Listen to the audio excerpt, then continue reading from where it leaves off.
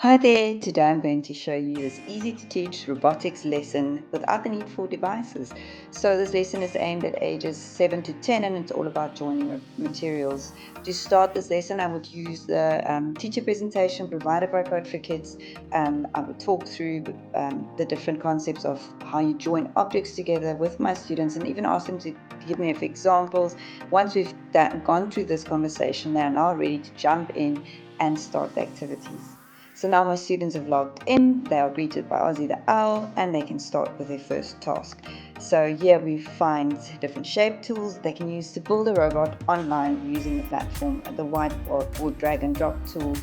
It's a fun, interactive way of creative thinking and spatial awareness. And I would ask my students, can your robot sit? Can it wave? What can it do? Thinking of the different parts that now used here, and also ask them to name their robot.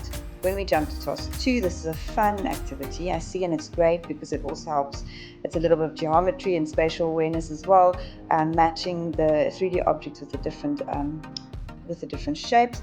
Using the highlighter tool, I would just make the point nice and thick. They can color in the different shapes to match the 3D objects on the other side.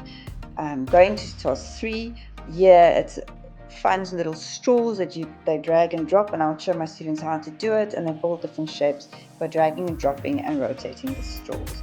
I'm going to skip ahead past task 4 and go to game time, where we go to an external game, and this is really great. They click through and they will meet George. George is trying to build this intricate machine or system, and by joining objects together, and when they play, they will see how the parts move.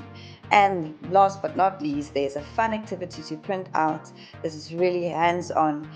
My students can color in this cube, cut it out, and then stick it all together. It's fun, it's messy, it's an interactive way and a hands-on way to apply what they've learned, and they can take it home.